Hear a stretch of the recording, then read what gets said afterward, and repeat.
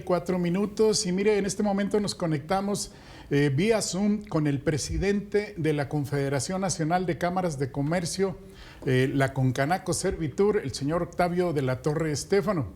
Octavio, buenos días, le saludamos Jesús Jiménez y Edith Mendoza. ¿Cómo amanece usted? Muy buenos días, Chuy. ¿Qué tal, Edith? ¿Cómo están? Buenos días y saludo ahí a toda tu amable auditorio. Aquí estamos con un poquito de frío, pero aquí ya empezando el día. Muy bien, muchísimas gracias por atendernos. Queremos que nos dé su punto de vista, Octavio, de cómo está la perspectiva del sector comercio ante el cambio de poderes en el Ejecutivo Federal, que ya se va a dar en algunas semanas, y si ya tuvieron alguna reunión con Claudia Sheinbaum, y cuál es la perspectiva del sector comercio con la nueva mandataria, con la virtual presidenta electa, dado que pues el sector comercio, servicios y turismo es el que genera mayor empleo en nuestro país. ¿Cómo están viendo las cosas, presidente? Así es, Chuy. Fíjate que en la Confederación de Cámaras Nacionales de Comercio, Servicios y Turismo hicimos una serie de consultas a las 257 cámaras que tenemos confederadas y recibimos alrededor de 600 opiniones respecto a qué temas eran los que teníamos que abordar con los candidatos y ya ahora con la presidenta electa. Esas consultas se consolidaron en 8 ejes que son los que determinamos como sector terciario de comercio, servicios y turismo, que son fundamentales para que podamos seguir promoviendo y creciendo y generando economía en nuestro país. Recordemos que esta confederación empresarial es la más antigua, la más vertebrada y la más representativa en México. Aquí representamos a 4.8 millones de negocios y de empresas. En su mayoría, el 98% son negocios familiares, son los conocidos como pymes. Y en esos rubros había algunos que siempre han venido siendo recurrentes, o sea, son temas que han sido muy diagnosticados, que lo que estamos buscando es cómo colaboramos a través del puente que tenemos con el gobierno federal y los gobiernos estatales para superarlos. Uno de ellos que les va a hacer sentido ahí a todos los que te escuchan, que tiene que ver con el Estado de Derecho y la seguridad. La seguridad, otro con el fortalecimiento de la iniciativa privada, la transformación digital, que sigue siendo un mito el que realmente las empresas, sobre todo las pymes, se hayan transformado digitalmente. Hay un diagnóstico de la Concanaco que nos arroja que solamente el 15% de las pymes pues realmente tienen unas herramientas eficientes en términos de digitalización.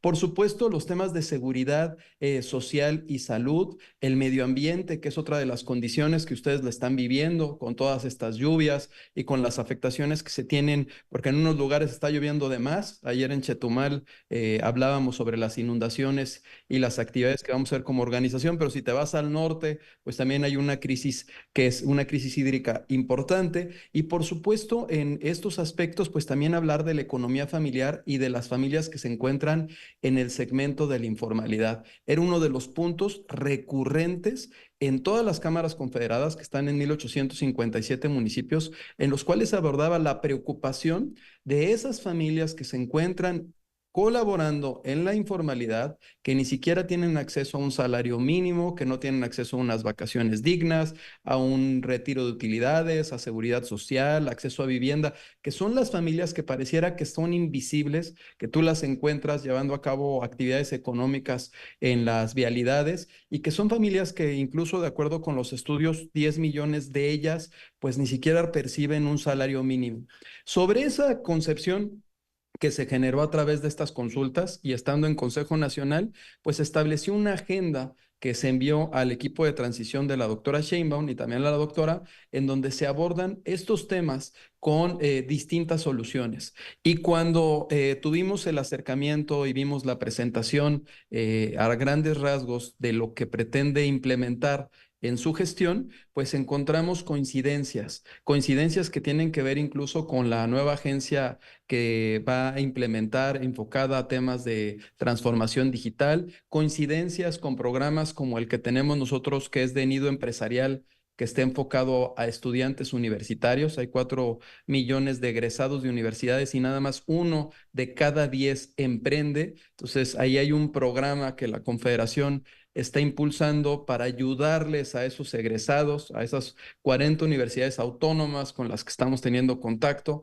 para que los estudiantes no nada más puedan registrar su negocio, registrar su marca, sino que al concluir este proceso de incubamiento puedan tener acceso a financiamiento. Y ese tipo de programas, a lo mejor con un nombre distinto, es uno de los programas que la doctora lo tiene identificado dentro de sus actividades. Y hay otro que como país también estamos abordando, que tiene que ver con cómo vamos a lograr que nuestras pymes, que nuestras empresas mexicanas logren superar la frontera. La frontera, no nada más la frontera digital, sino también la frontera física. ¿Cómo vamos a hacer para que realmente puedan exportar? ¿Cómo vamos a hacer para que los artesanos, para que los ciudadanos en México puedan tener acceso a la red de tratados que tenemos con el mundo? Pero también cómo nosotros vamos a hacer para que llegue mayor inversión a México, pero es inversión que sí nos transfiera tecnología, que nos transfiera conocimiento. Ahí un aspecto fundamental que se aborda en las propuestas con la doctora es el desarrollo de capital humano y un centro global de inversión, tanto enfocado a la parte empresarial como a la parte turística. ¿En qué aspecto este centro? En esta red que ya tenemos con muchos países, que la tenemos con Canaco Servitur, con 45 cámaras binacionales en México, y en esta red donde vamos a aprovechar con la canciller que va a entrar, con el canciller que va a entrar, con Juan Ramón de la Fuente, vamos a aprovechar con esas 150 oficinas con las que ya estamos trabajando para que se puedan posicionar los productos y los servicios de México en el extranjero, pero también para atraer inversión en México.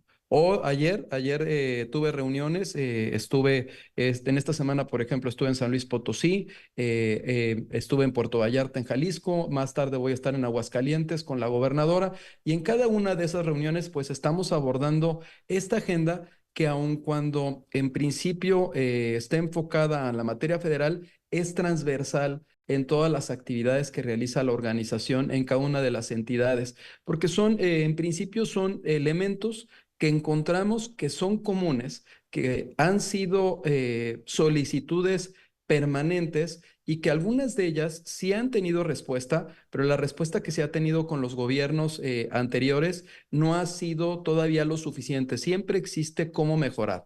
Y ahí, pues estamos buscando y continuando con ese diálogo con el equipo de la doctora, pero también estamos trabajando con cada una de las entidades federativas a través de nuestras cámaras confederadas. Ya generaremos... Sí. Octavio, ¿cuál es su percepción respecto al gabinete que pues ya está comenzando a darse a conocer algunos nombres, el gabinete que formará parte del equipo de la doctora Claudia Sheinbaum? Ahorita mencionaba usted al tema de la Cancillería, pero pues también está Marcelo Ebrard dentro del tema de economía. ¿Cómo perciben ustedes estos nombramientos? ¿Les dan confianza? ¿No? ¿Por qué? Mira, fíjate, Edith, qué buena pregunta. Con cada uno de los secretarios que hasta el momento han nombrado en este proceso de transición, la organización ya ha tenido actividades previas y hemos tenido mesas de trabajo. Acuérdate que esta organización es tan antigua como nuestro país, o sea, la cámara más antigua viene de la época virreinal y ya como confederación a partir de la Constitución. Entonces, con el secretario Marcelo Ebrard se ha trabajado desde que era secretario de Seguridad Pública en la Ciudad de México, después como jefe de gobierno, posteriormente como canciller en el proceso de la renegociación del Telecán al Temec, pues estuvimos participando en algunas actividades dentro del cuarto de junto, ahora nosotros con nuestro Consejo Asesor de Tratados. Entonces él identifica grandes oportunidades y hay una posibilidad de diálogo y de construcción de un mejor país, pues por todo el diagnóstico que ya existe y entiende bien cuáles son las necesidades de nuestro sector y dónde se tienen que llegar a focalizar algunos de los esfuerzos. Entonces, ¿sí estoy aquí? Sí, sí, te escuchamos muy bien.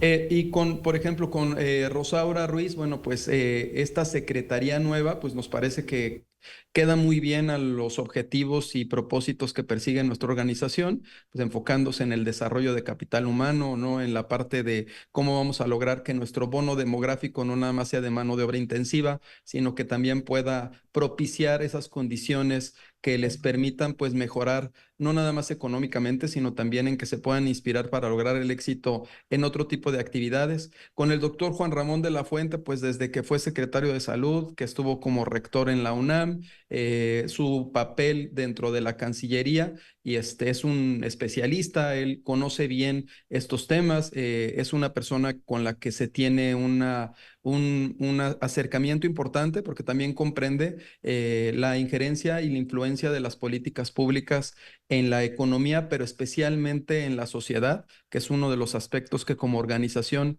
estamos abordando con mayor fortaleza, el hablar de nuestros colaboradores, de nuestros integrantes, de qué manera vamos a propiciar esas mejoras en sus condiciones, nos parece que es fundamental. Y con la, bueno, canciller y ahora secretaria de Medio Ambiente, Alicia Bárcenas, pues también se tiene ya una historia. Yo estoy trabajando al día de hoy con su equipo de la Cancillería en esta red de apoyo a nivel global a través de todas sus oficinas, ya este centro global que formó con Canaco, porque la ley me permite formar ese centro. Recordemos que nuestra organización por ley es la representante en México y en el extranjero de los empresarios, y formamos y estamos trabajando con ella en esta red. Bueno, ahora que está en medio ambiente y en medio ambiente, pues vamos a abordar otros temas que nos preocupan, porque el tema medioambiental, Edith, afecta directamente al turismo, y el turismo sí te representa entre el 8.5 y el 9% de nuestro PIB, y es uno de los segmentos de la economía que genera mayor valor en términos de ingreso a las familias mexicanas,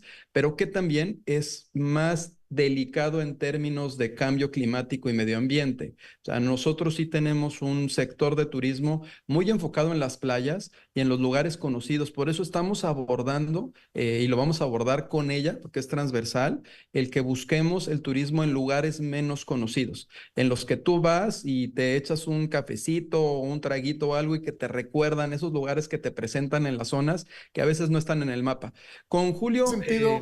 En ese sentido, en el aspecto turístico, hay que regresarle recursos a los pueblos mágicos, porque como tú bien lo señalas, no todo el turismo debe ser turismo de playa. Entonces, tenemos muchos lugares que requieren recursos que fueron cortados por la 4T y que se requieren para seguir impulsando el crecimiento de todas las pymes que hay alrededor de cada pueblo mágico. Sí, mira, Chuy, ahí lo que hicimos fue que el 14 de marzo de este año, cuando entré como presidente de la Confederación, tengo poquito tiempo, ni 100 días, formé una Comisión Nacional de Turismo, en la cual estamos enfocándonos en una política nacional de turismo. Esa comisión la integra tanto personas del sector público como líderes de opinión y empresariales. Recuerda que nosotros tenemos la representación legítima del sector y estamos integrando a los que participan en esos segmentos. Y ya hay una agenda con 10 puntos donde se establece esto que tú estás diciendo, en el aspecto de generar las condiciones para que los lugares menos conocidos, pero que también tienen una vocación turística, se encuentren en el mapa y sean lugares que sean visibles y los podamos buscar y podamos ir a esos espacios. Ahí hay muchas cosas que hay que abordar. Próximamente vamos a tener una feria gastronómica que está haciendo la Confederación con todas las entidades federativas para mostrar los sabores, los olores, las bebidas de cada uno de los destinos, porque hay un turismo gastronómico, hay un turismo de convenciones, hay un turismo de negocios, hay un turismo deportivo. Tu estado tiene condiciones fantásticas para temas de turismo deportivo.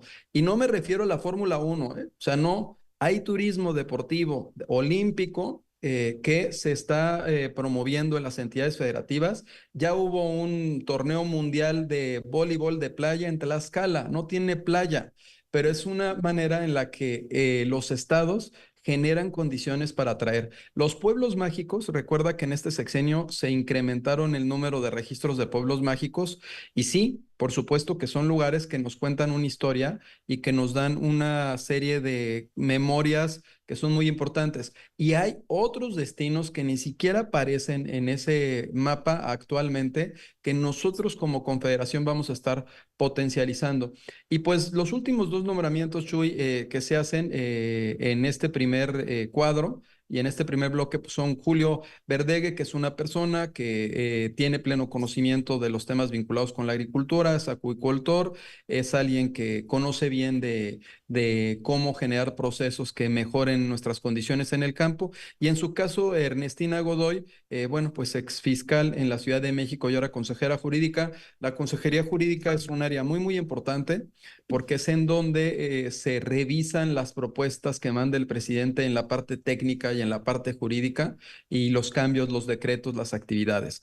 Hoy nosotros, no sé si sepas, Edith y Chuy, estamos presentando esta semana un escrito solicitando que 4 decretos en particular se prorroguen por 6 años más. Uno que tiene vinculación con algunos de tus municipios fronterizos, el del IVA en la zona norte. Recuerda que tienen un IVA diferenciado en atención a la competitividad que tenemos con el extranjero. Otro que tiene que ver con el decreto del Impuesto General de Importación y Exportación, que también es importante en la franja norte y región fronteriza. Y bueno, otros 2 que están vinculados con actividades en el sur. Esas actividades, pues, en tanto... y así es como lo vemos, el hecho de que tengamos una presidencia electa y que estén en el proceso de transición no quiere decir que México se paró, al contrario, México se mueve y en el caso de nosotros, pues tenemos que seguir impulsando las actividades en tanto se dé la transición y trabajando con los dos equipos. En ese son algunos de los aspectos que estamos abordando ahorita, mi querido Chuy y Edith. Pues muchísimas gracias por tus puntos de vista y pues espero que podamos seguir platicando en próximas ocasiones. Se nos quedan muchísimos temas en el tintero, pero bueno, estaremos en contacto igualmente, Octavio de la Torre. No, y además en tu próxima visita a Saltillo te esperamos aquí por el estudio para seguir conversando. Vamos a irlos a visitar, que tenemos grandes amigos ahí en Coahuila. Las cámaras son cámaras muy, muy importantes que siempre han visto por la población, por la ciudad y que tienen una historia fundamental en la construcción de ese estado. Y saludos a todas las familias y ahí estamos. Acérquense a las cámaras nacionales de comercio, servicios y turismo. Todas ellas nos representan y ellas son un vehículo muy, muy importante para seguir construyendo políticas que beneficien a todas las familias mexicanas. Que Muchas tengan gracias, bonito día. Octavio. Te mandamos un gran abrazo. Gracias.